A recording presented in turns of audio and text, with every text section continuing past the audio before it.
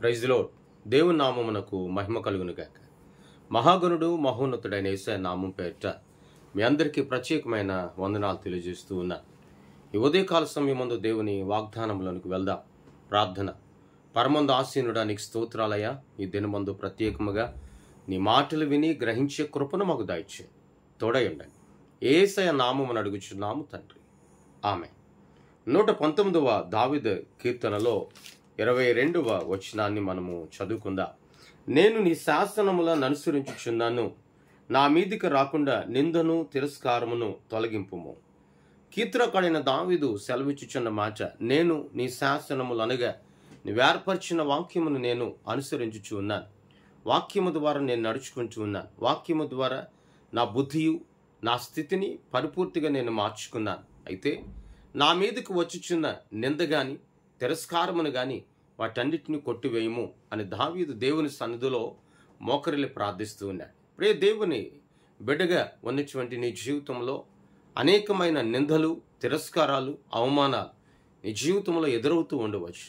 అయితే వాటన్నిటి నుండి కూడా విడుదల, విముక్తి కలిగించేది శ్రేష్టమైన దేవుని వాక్యం ఒకటే అని దినమందు నువ్వు తెలుసుకోవాలి. ఎందుకంటే దావీదు అంటాడు, నేను నీ శాసనములు అనుసరించుచున్నాను అనగా నీ వాక్యాన్ని నేను విడిచిపెట్టలేదు, మర్చిపోలేదు.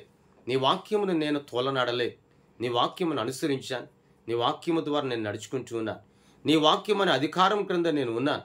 అయితే ఆ వాక్యము ద్వారా నింద తొలగింపబడుతుంది, తిరస్కారం తొలగింపబడుతుంది, దూషణపాలు తొలగింపబడుతూ ఉన్నాయి, అవమానాలు తొలగింపబడుతూ ఉన్నాయి.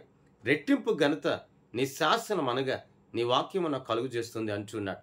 ప్రియ దేవుని బిడ్డ, నీ జీవితంలో ఒకప్పుడు దేవుని వాక్యం లేనప్పుడు, ఒకప్పుడు దేవుని వాక్యం ద్వారా నువ్వు పట్టబడలేనప్పుడు నీ జీవితంలో ఎన్నో నిందలు, తిరస్కారాలు ఉంటూ ఉండవచ్చు. కానీ ఎప్పుడైతే లోకమును విడిచి, లోకపు కార్యములను విడిచి దేవుని తట్టు తిరిగి దేవుని వైపు చూడడం నువ్వు మొదలుపెట్టావు, నీ జీవితం దీవెనకరముగా, ఆశీర్వాదకరముగా అనేది సిద్ధపరచబడింది. దీవెనకరముగా, ఆశీర్వాదకరముగా సర్వశక్తిమంతుడైన యేసయ్య నిన్ను నడిపిస్తూ ఉన్నాడు. దేవుని వాక్యములో ఉన్న మహత్తరమైన శక్తి ఈ లోకంలో దేనిలో కూడా లేదు. దేవుని వాక్యములో ఉన్న మాధుర్యం, దేవుని వాక్యములో ఉన్న ప్రత్యేకత, దేవుని వాక్యములో ఉన్నటువంటి విడుదల, దేవుని వాక్యము ద్వారా కలిగే విముక్తి అనేది దేని ద్వారా కూడా నువ్వు అనుభవించలేవు. ఆనాడు మన పితరులు, భక్తులు వారందరూ రక్షణ సువార్తనగా సిలువ వేయబడిన క్రీస్తును గూర్చి వారు ప్రకటించారు. ఆ ప్రకటించుచు ఉన్నటువంటి రక్షణ సువార్త అనేకులకు మాదిరికరముగా అనగా రక్షణ జీవితాన్ని వారికి సిద్ధపరిచింది. నీ జీవితంలో కూడా దేవుని వాక్యాన్ని నువ్వు తోలనాడిన దినాన, దేవుని వాక్యాన్ని విడిచిపెట్టిన దినాన నీ జీవితంలో అద్భుతాలు, ఆశీర్వాదమైన కార్యాలు నువ్వు చూడలేవు. నేటి దినం వరకు సజీవులుగా ఈ భూమి మీద నిన్ను నడిపించుచున్న దేవుని వాక్యము ద్వారా నడిపించబడు.